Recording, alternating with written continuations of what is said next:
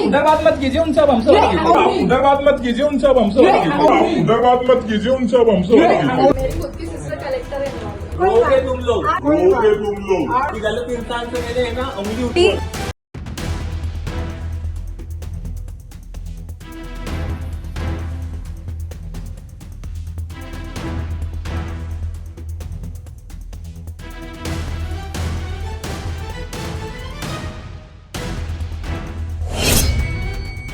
नमस्कार, मैं सानिका और आप सब देख रहे हैं न्यूज़ 21। इंदौर से बड़ी खबर आ रही है। इंदौर में नौकरी दिलाने के नाम पर हो रही धोखाधड़ी का बड़ा खुलासा हुआ है। इंदौर के विजयनगर में अल्फा जॉब प्लेसमेंट के नाम से कंसल्टेंसी चला रहे मयंक सराफ और पूजा सराफ बच्चों को नौकरी का झूठा दिलासा देते और फिर उनके ओरिजिनल मार्कशीट रख लेते और पैसे की डिमांड करते थे। न्यूज़ 21 चैनल की टीम ने लगातार बच्चों से बात की और पुलिस को सूचित किया। पुलिस ने कानूनन कार्रवाई करते हुए मयंक को गिरफ्तार किया और कई धारा लगाई और बच्चों को मार्कशीट दिलाई। पुलिस ने इसी विषय पर प्रेस कॉन्फ्रेंस की और मयंक को जेल भेजा। आपको बता दें, जब तक पुलिस ने एफआईआर रजिस्टर्ड नहीं करी तब तक न्यूज़ 21 की टीम लगातार पुलिस के संपर्क में रही, छात्रों को न्याय दिलाया। हमारी टीम मौके पर पहुंची, सवाल पूछे और सच जानने की कोशिश की। इस दौरान रिपोर्टिंग रोकने की काफी कोशिश हुई, कैमरा बंद कराने का काफी ज्यादा प्रयास किया गया और टीम के साथ अभद्र व्यवहार भी हुआ और आखिरकार छात्रों को न्याय मिल गया। इंदौर से ब्यूरो रिपोर्ट। मैंने अल्फा जॉब प्लेसमेंट मैंने इंस्टाग्राम से देखा था, तो मैंने अप्लाई किया था जॉब के लिए। तो मैंने जब वहाँ गई मैं, तो उन्होंने मुझे एक फॉर्म साइन करवाया। उस पे फॉर्म पे लिखा था कि मतलब जॉब लगने के बाद जॉब लगने की जिम्मेदारी रिस्पॉन्सिबिलिटी उनकी है और जॉब लगने के बाद हमको 5,000 पे करने पड़ेंगे उनको, अगर हमारी जॉब लग जाती है। अगर हम उनके दिलाए जॉब पे हम नहीं लगते हैं तो उनको 2,500 रुपये देने पड़ेंगे, तब हमको ओरिजिनल मार्कशीट हमारी मिलेगी। उन्होंने हमारे 10th का मार्कशीट रखा हुआ है, इसलिए रखा है क्योंकि उन्होंने ये बोला था कि मार्कशीट हम लोग इसलिए रख रहे हैं कि कल को अगर आपका जॉब तो लगवा लेंगे तो हमारा इसमें क्या मुनाफा होगा, इसलिए उन्होंने लगवाया कि अगर हमारे दिए जॉब में तुम अगर नहीं होते हो तुमको 2,500 रुपये देने पड़ेंगे और अपना ओरिजिनल मार्कशीट देने पड़ेंगे। तो मेरे साथ ये हुआ था कि उनके दिलाए जॉब में मैं गई थी, इंटरव्यू वगैरह हुआ था मेरा, लेकिन मतलब मुझे वो जॉब नहीं करनी थी। तो मैंने इनको बोला कि सर मेरे को जॉब नहीं करनी है। तो उन्होंने मुझसे बदतमीज़ी से बात किया कि मतलब तुमने पैसे वैसे का सैलरी वगैरह का बोला होगा। तो मैंने बोला नहीं सर, मैंने तो फिर भी आपने बोला था कि हम 15-16 तक का दिलवाएंगे। तो उन्होंने बोला कि यार तुमने देखा है क्या, तुम्हारे फेस पे लिखा है क्या तुमको 15 की मिलेगी, ऐसा वैसा। उन्होंने बोला हाँ, बदतमीज़ी की उन्हें बहुत ज़्यादा बदतमीज़ी की। उन्होंने मतलब डराया धमकाया, बोले कि तुमको रिजल्ट वगैरह नहीं मिलेगी, अब तुम भूल जाओ रिजल्ट को, 2,500 रुपये दो। मेरा नाम अंजलि राठौर है। छात्रों को नौकरी दिलाने के नाम पे किए गए एक बड़े स्कैम का खुलासा किया गया है। इसमें आरोपी मयंक सराफ को 18 जुलाई को हिरासत में लेकर के और अनेकों छात्रों के साथ की गई धोखाधड़ी का पर्दाफाश हुआ है। मयंक सराफ द्वारा एक अल्फा एंटरप्राइज नाम की फर्म चलाई जाती है। ये इसका ऑफिस ऑर्बिट मॉल के अंदर है। मूलतः आरोपी देवास का रहने वाला है और पिछले कई महीनों से विभिन्न स्टूडेंट्स को, युवाओं को नौकरी दिलाने के नाम पे ये ठगी कर रहा था। इसकी मोडस ऑपरेंडी ये है, ये जो मूल डॉक्यूमेंट्स होते हैं बच्चों के, ये रख लेता है अपने पास में और अलग अलग प्राइवेट जॉब जैसे टेली परफॉर्मेंस हो गया, इस टाइप की नौकरी उन्हें दिलाने के नाम पे बाद में उनसे पैसे की मांग करता है और जो छात्र पैसे उसको नहीं देते हैं उनके मूल डॉक्यूमेंट्स उन्हें लौटाने से मना कर देता है।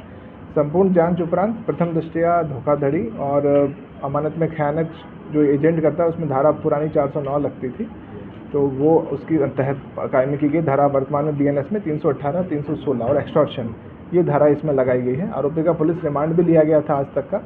अभी तक की पूछताछ में एक ही आरोपी की भूमिका निकल के आई है, लेकिन इसके जो अन्य एसोसिएट्स हो सकते हैं उसका तकनीकी साक्ष्यों का विश्लेषण किया जा रहा है। इनके बैंक की डिटेल्स भी ली गई है और कोई ट्रांजेक्शन हुए हों। साथ ही जो अब तक विक्टिम सामने आए हैं उसमें जैसे जिस बच्चों ने कंप्लेंट्स कराई है उनसे और पूछताछ की जा रही है कि उनके अन्य कोई साथी हो जिनके साथ में भी इस प्रकार की धोखाधड़ी की गई हो, तो विवेचना अभी इसमें लगातार जारी है। ऑपरेंडी ये था कि उन्हें अलग अलग स्थानों पे प्लेसमेंट या नौकरी दिलाने के नाम पे उनके मूल डॉक्यूमेंट्स जो आरोपी अपने पास रख लेता था। कई लोगों की नौकरी लगाई भी नहीं गई और बाद में जब बच्चों ने उनसे पैसे मांगे वापस, अपने डॉक्यूमेंट्स मांगे, तो आरोपी ने उनसे पैसे की मांग करी, किसी से 5,000, किसी से 10,000। इस तरह की कुल 313 मार्कशीट अब तक उसके कार्यालय पे जो पुलिस ने सर्च की थी उसमें जब्त की जा चुकी है। तो 313 विक्टिम तो स्पष्ट दिख ही रहे हैं और बाकी अन्य साक्ष्यों के विश्लेषण और अन्य जो स्टूडेंट्स हैं उनसे कथन लेकर के और आगे की कार्रवाई इसमें की जाएगी। बहुत सारे बच्चे जो यहाँ पढ़ने आते हैं, जैसे कटनी के भी बच्चे हैं, आसपास के ग्वालियर चंबल के भी बच्चे हैं, मालवा क्षेत्र के कई बच्चे हैं, कुछ बच्चे यहाँ के इंदौर के और कुछ बाहर के भी हैं। सामान्यतः सोशल मीडिया पे अपना प्रोफाइल बना करके और अपना कार्य का प्रचार प्रसार करते हैं, उसी के माध्यम से। अभी कोई मामले इसका चेक किया गया है, मैंग शराब का पूर्व का कोई आपत्तिजनक रिकॉर्ड नहीं पाया गया है। ये मार्कशीट है, जो विक्टिम्स हैं उनकी ओरिजिनल मार्कशीट है और ये अपने ऑफिस में ही उसको रख लेता था और जब तक बच्चे उसको पैसा न दें ये उनको मूल डॉक्यूमेंट्स उनके लौटाता नहीं था। इसी शिकायत पर से कार्रवाई करते हुए पुलिस ने ये सीजर किया है, जांच कर रहे हैं। ये बच्चों तक कैसे पहुंचा? मैंने जस्ट बताया, सोशल मीडिया के माध्यम से ये प्रचार प्रसार अपना करता था, कुछ बच्चे इसके संपर्क में आ गए और फिर आगे से आगे लोग इससे जुड़ते चले गए। जो ये डॉक्यूमेंट्स आपके सामने है, मार्कशीट है और इन सारे बच्चों की पहचान की गई है और अन्य भी लोग जिनके साथ धोखाधड़ी की गई हो इसको हम विवेचना में आगे बढ़ाएंगे। 7 महीने से हमारे संज्ञान में आया है, 6 समय से ये काम कर रहा था। हालांकि विक्टिम्स जस्ट अभी FIR जो 18 को हुई उससे जस्ट 1-2 दिन पहले ही पुलिस के पास आए थे, पुलिस ने तत्काल आपराधिक रिकॉर्ड नहीं मिला है। मूलतः देवास का ये आरोपी रहने वाला है और कुछ समय से यहाँ पे काम कर रहा है। ग्रेजुएट है, ऐसा कोई विशेष टेक्निकल क्वालिफिकेशन नहीं मिला है। तो इस टाइप का जो फ्रॉड रहता है उसमें ग्रीड ही रहता है व्यक्ति का, इजी मनी बनाने का जो प्रयास किया जाता है बिना मेहनत के, जिसको भी अपना पैसा कमाना है तो इस तरह के जो है हथकंडे काम में लेता है फिर आरोपी। निश्चित रूप से केस में जब हमने इसको एनालाइज किया था तो अभी प्रथम दृष्टया तो जो कंपनी है उसके जो मेन ओनर प्रोप्राइटर तो उसको गिरफ्तार किया गया है, पर इसकी निश्चित रूप से बैक ट्रैकिंग टेक्निकल डेटा के बेसिस पे बाकी जो ऑफिस में कर्मचारी काम करते हैं, जहाँ जहाँ ये जॉब उपलब्ध कराते थे और बाकी टेक्निकल एनालिसिस करने के बाद जो भी इनकी बैक ट्रैकिंग की जाएगी उसको फिर अपराध में सम्मिलित कर आगे की विवेचना की जाएगी। सर, ऐसा पता चला है कि ये फर्जी ऑफर लेटर, सैलरी स्लिप और दूसरी भी डॉक्यूमेंट्स बनवाते थे जिससे आगे जाके बच्चे अपने जॉब में अप्लाई कर सकते हैं। तो सर इसमें अन्य कंसल्टेंसी और अन्य ऑफिस का भी नाम आया है, तो सर उस पर क्या एक्शन लिया जाएगा? निश्चित रूप से अभी जितने भी हमारे आवेदक हैं और जितने विक्टिम्स हैं बेसिकली उन सभी से विस्तृत रूप से पूछताछ की जाएगी और बैक ने जितने भी जॉब्स उपलब्ध करवाई हैं उन सभी को एक प्रॉपर चैनल में देखा जाएगा कि क्या क्या ऑफर लेटर्स थे, क्या क्या इनकी सैलरीज़ की ऑफर्स थे, उन सभी लोगों सभी चीज़ों के सभी तथ्यों पर विचार पृथक से की जाएगी और सभी चीज़ों को अपराध में सम्मिलित किया जाएगा। सर, जैसे कि कुछ विक्टिम्स हैं जिन्होंने अपने पैसे ऑलरेडी दे चुके थे, जैसे कि 300 रुपये जो रजिस्ट्रेशन फ़ीस है और आगे जो जॉब के आगे जो भी उनको पैसे देने थे, जैसे कुछ बच्चों ने ऑलरेडी अपनी मार्कशीट कलेक्ट करने के लिए 5000 रुपये दे रखे थे, सर तो उनके ऊपर क्या उनकी हेल्प की जाएगी? निश्चित रूप से जो भी तथ्य सामने आएंगे, जिस प्रकार से भी आवेदक और विक्टिम्स हमारे सामने आएंगे, उन सभी चीज़ों को अब हम अपराध की विवेचना में सम्मिलित करेंगे।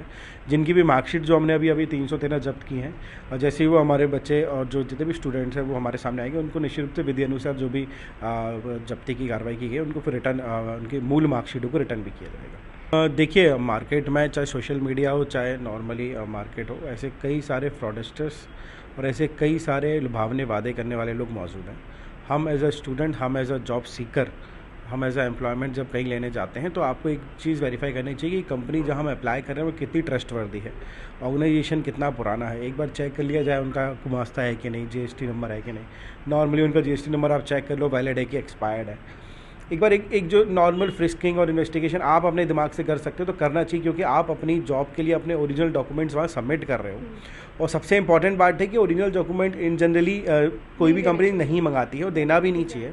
आपके ओरिजिनल डॉक्यूमेंट्स आपके होते हैं, उसको फोटोकॉपीज़ के साथ सेल्फ अटेस्ट करके आप दे सकते हैं, जो नॉर्मली प्रक्रिया सभी कंपनीज फॉलो करती है। तो एक बार देख लें कि कोई अनयूजुअल एक्टिविटी अगर कोई चीज़ आपके साथ वो कंपनी या फिर ऑर्गेनाइजेशन कर रही है तो हो सकता है कि वो आपके साथ फ्रॉड करना चाह रही हो, जो कि ये कंपनी कर रही थी। तो निश्चित सभी बच्चों को यही देना चाहिए, सतर्क रहें, थोड़े उस कंपनी के बारे में इन्वेस्टिगेट करें, पता करें कि क्या कंपनी कितनी पुरानी है, उसके बाद ही आप अपना निर्णय लें।